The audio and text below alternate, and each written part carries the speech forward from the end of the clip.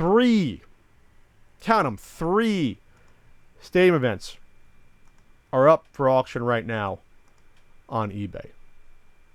That's important to me. That's actually lovely to me. Oh, there's also a fake one from China you can get for $59 by now. So you've been listening to the podcast the past month or so about my buddy Tim Atwood, my pal Tim Atwood, who I owe a sandwich to, who has had 18 sealed Stadium Events. Sealed. Has sold 12 of them and has 6 more that he may or may not sell. And so people are freaking out all over the place. And I guess because of either all the publicity in the retro collecting world for amongst NES collectors, because of that, or because they're scared of the sealed games devaluing also the card only, 3 people at the same time decided to put up their games. The first one is from the US. And it's at $11,500 or best offer from Toledo, Ohio. Second one is from Ramona, California. And that's at $12,000 or best offer. And then third is Oh Canada. It's $15,000 or best offer from British Columbia. So here you have it. People getting a little bit tight. A little bit tight with their Stadium Events, the ones that they own. This just goes to show you, obviously, if you buy a game, there's nothing saying you gotta hold on to it forever. I understand that.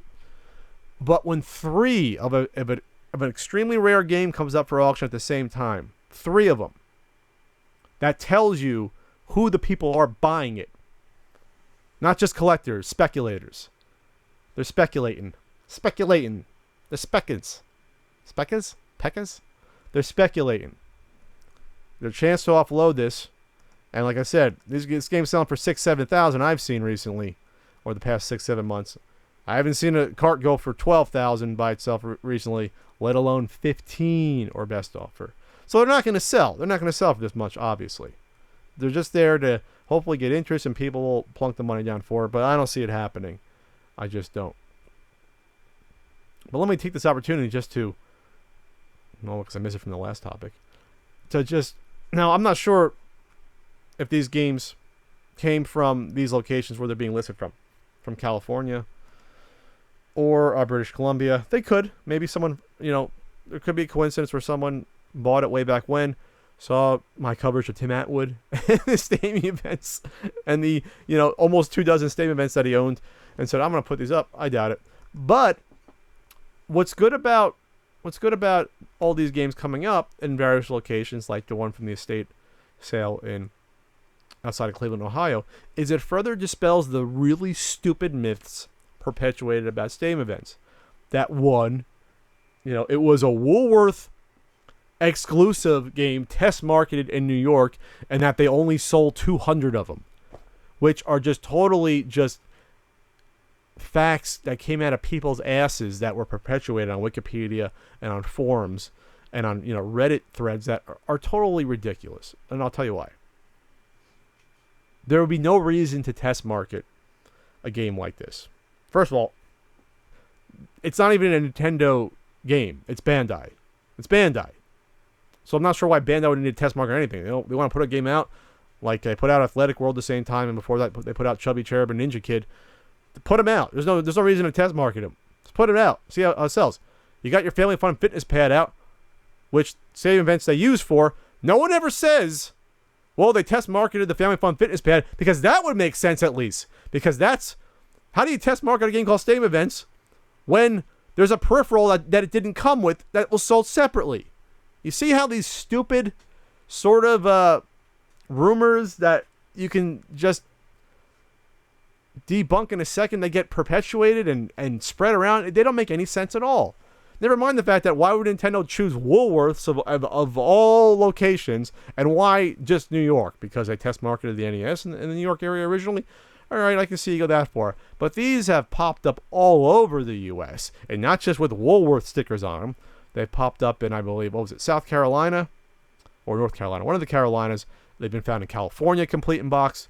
The one that was on Yahoo Auctions in 2011, that was not from New York. And now you have the one from the estate sale in Ohio, which was an original copy, obviously. And there's been others. And the 200 is, if they only sold 200 of them. First of all, where do you get that number from? There's no sales data for any NES game, which is why it's hard to track this, nor how many they actually produced.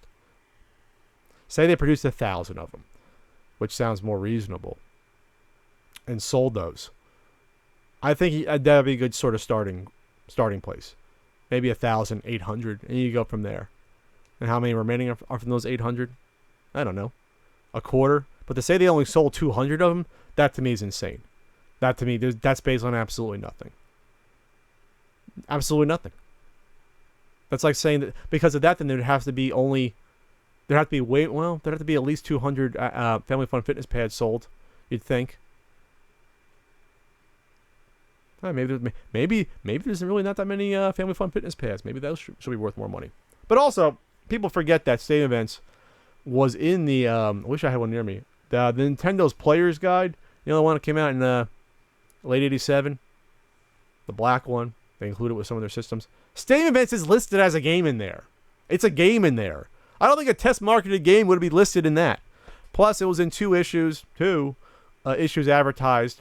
Little advertisements in the back of the Nintendo Fun Club magazine. So all those things combined lead you to know that whatever you hear on the internet about Stadium Events is all really dumb conjecture based on absolutely nothing, but not just hearsay, just bad deductions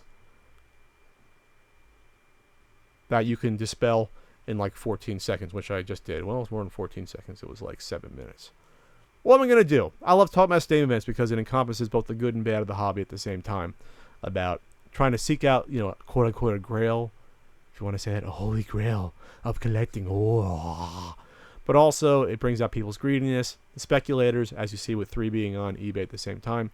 And it shows the bad side of a shitty game that is only valued, again, because it's rare, no historical significance, and plus it's a game that already exists that I wish I could reach, but I can't. I can't reach it. A world-class track meet that was rebranded when Nintendo bought the rights to the Family Fun Fitness Pad. Wonder why they didn't buy the rights to Athletic World. Never thought about that. They let that one slide. And remember, Athletic World was the packing game to the Family Fun Fitness Pad originally.